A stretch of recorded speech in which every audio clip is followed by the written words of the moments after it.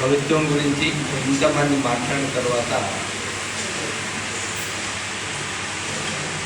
నేను మాట్లాడటానికి ఏం మిగిలింది అని చాలాసార్లు అనుకుంటున్నా.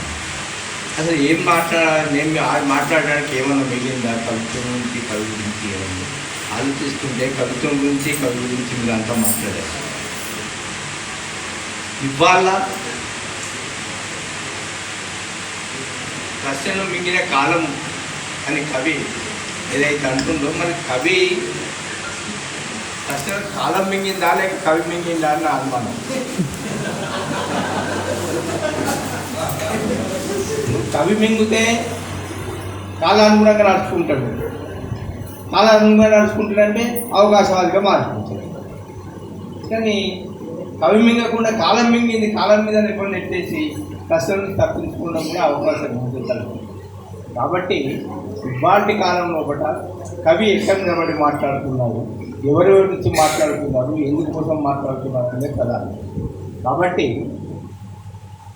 కవిత్వం చేయడానికి అందంగా చెప్పచ్చు, కానీ నిజం కూడా ఈరోజు కవులు అనేక కారణాల వల్ల సమాజం యొక్క మూలాలను పట్టుకొని ఇవాళ జరుగుతున్నటువంటి వాటి మీద, అన్యాయం మీద కానీ, విధ్వంసం మీద కానీ, దాడుల మీద కానీ అనేక విషయాల్లో కూడా ఇవాళ ప్రశ్నించే గొంతుకలు ఇవాళ చాలా మటుకు మూగబోయాయి. ఎందుకు మూగబోయాయి? ఇది ఇవాళ మనం అంతా ఆలోచించుకోవాల్సింది. కవులు కానీ కవయిత్రులు కానీ ఇవాళ ఎందుకు మూగబోతున్నారు? ఎక్కడ నిలబడి తన అవకాశాలను వెతుక్కుంటున్నారా, లేకుంటే సౌకర్యవంతమైన జీవితాలను వెతుక్కుంటున్నారా, లేకుంటే పరమార్థమైన జీవితాన్ని వెతుక్కుంటున్నారా? ఇవాళ మనం ప్రశ్నించుకోవాల్సిన అవసరం. సౌకర్యవంతమైన జీవితాలు అందరం చేసుకుంటాం కానీ, అందరం వెతుక్కుంటాం కానీ, దానిలో ఏమైనా పరమార్థం ఉందా? అర్థవంతమైన జీవితాన్ని ఏమైనా జీవిస్తున్నామా? ఇది కవులు, కవయిత్రులు, మేధావులు, కనీసం మనుషులు ఇవాళ ప్రశ్నించుకోవాల్సిన పరిస్థితి వచ్చింది. ఇవాళ మన చుట్టూ అనేక విధ్వంసాలు, ఒక తెలంగాణ కాదు, ఒక ఆంధ్రప్రదేశ్ కాదు, అసలు ప్రపంచవ్యాప్తంగా ఎన్ని విధ్వంసాలు జరుగుతున్నాయి, ఆశ్చర్యం అనిపిస్తుంది. అందుకోసం నాకు మళ్ళీ ఒక విషయం జ్ఞాపకం వస్తుంది. హిట్లర్ రెండో ప్రపంచ యుద్ధం అప్పుడు హిట్లర్ దగ్గర బాంబు ఉందనే భయం, ఒక వీరికి ఇక్కడ అనుభవం ఉంది, హిట్లర్ దగ్గర ప్రపంచాన్ని నాశనం చేసుకుంటున్నారు. నోబుల్ భయపడి అమెరికా వాడిని మీరు ఉత్పత్తి చేసి బాంబు ఎందుకైనా మంచిది అని అడిగితే వాళ్ళు ఉత్పత్తి చేసేసినప్పుడు వీళ్ళ దగ్గర బాంబు లేదని తెలిసింది. హిట్లర్ దగ్గర ఎట్లా రేపు ఆపుకునే వరకు వాళ్ళు అమెరికా వేసి చెప్పాలని వేసేసి అనే ఇంత అన్యాయం చేసి వాళ్ళు చివరిలో బాధపడి నోబుల్ చాలాసార్లు బాధపడి ఏమన్నారంటే, అంటే ఇదేం తయారు మీరు బాంబు తయారు చేయమంటే వేసేసి వేయగలరు అని అడిగితే, లేదు మేము ఒక బాంబులే తయారు చేయము, యుద్ధాలను కూడా ఉత్పత్తి చేసుకొని ప్రపంచానికి అని. ఇవాళ భూగోళం అంతా కూడా యుద్ధాలను ఉత్పత్తి చేసే దశలనే ఉంటున్నారు.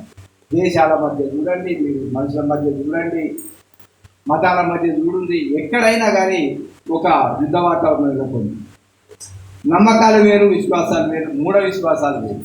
ఇవాళ ఒక మూఢ విశ్వాసంలోకి, ఒక చీకటిలోకి సమాజాన్ని దోచేసే పరిస్థితి ఇవాళ మన దేశం అంతా జరుగుతుంది. కాబట్టి ఇవాళ కవి ఎక్కడ నిలబడి మాట్లాడాలి, దేని గురించి ప్రశ్నించాలి? అసలు ప్రశ్నలు మనం కూడా, కాలం కూడా, కవి కూడా కాదు. అసలు ప్రశ్నను ప్రశ్నించే వారు ఎవరైనా ఉంటే కవి మాత్రమే ప్రశ్నించగలుగుతారు. ఆ కవి ఏ నేల మీద నిలబడి, ఏ వర్గంలో నిలబడి, ఏ కులంలో నిలబడి వాళ్ళు ప్రశ్నిస్తారు అనేది ప్రధానమైన అంశం. చాలామంది నాకు తెలిసి ఆధిపత్య కులాల వాళ్ళు కానీ, ఆధిపత్య ప్రాంతాల వాళ్ళు కానీ, మేము ఒప్పుకుంటున్నామయ్యా, ఈ స్త్రీవాదాన్ని ఒప్పుకుంటున్నాం, లేకుంటే దళితవాదాన్ని ఒప్పుకుంటున్నాం, లేకుంటే అనేక బహుజనవాదాన్ని ఒప్పుకుంటున్నాం అంటే, అదే ఇదేం ఒప్పుకుందా, మీరేమైందా ఒప్పుకునేది? ఇవాళ స్త్రీవాదాన్ని కానీ, దళితవాదాన్ని కానీ ఏదైనా మీరు ఒప్పుకోవాల్సిన అవసరం లేదు.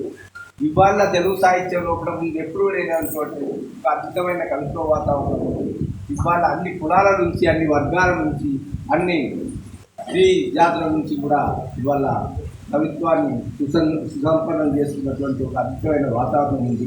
మీరు ఒప్పుకోకుండా ఇది ముందుకు పోతుందనే విషయాన్ని నేను చాలాసార్లు చెప్పినా ఇచ్చి కూడా అదే ఇస్తాను.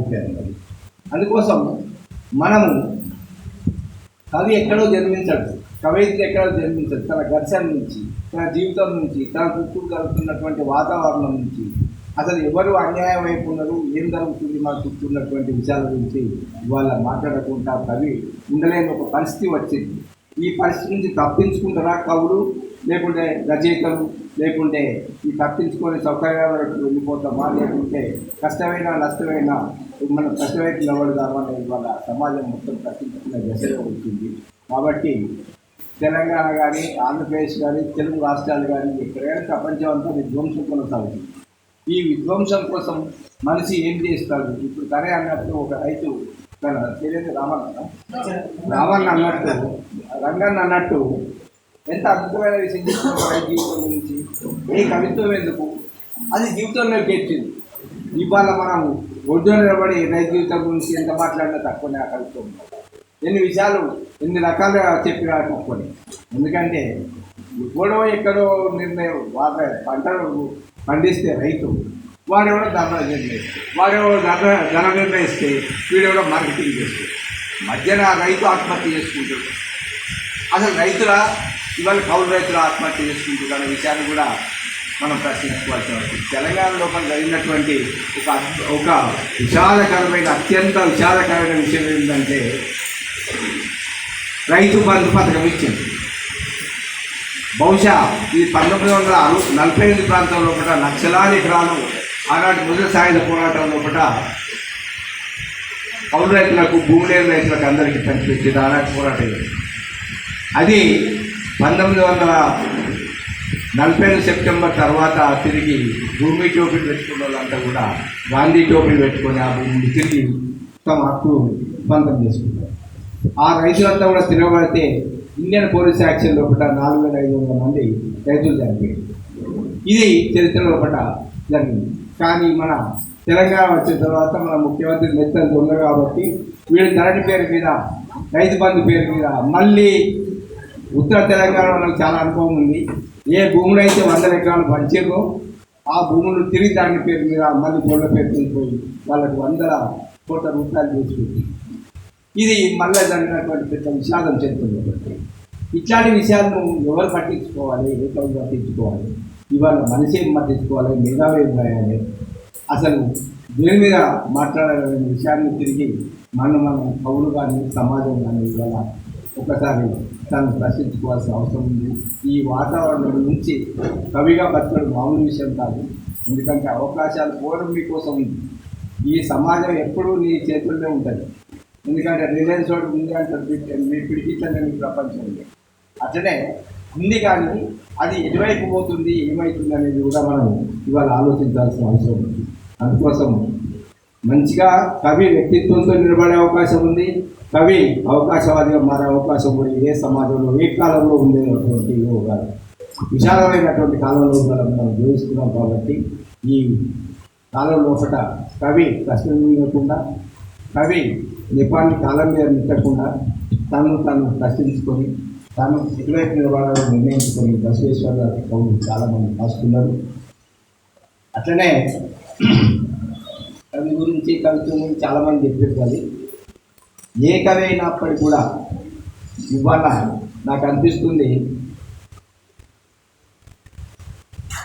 ఒకానొక సందర్భం లోపల ఈ కవులు ఎటువైపు పోతున్నారు అని ప్రశ్నించే వాళ్ళు, ఈ కవిత్వం ఎటువైపు పోతుందని ప్రశ్నించే వాళ్ళు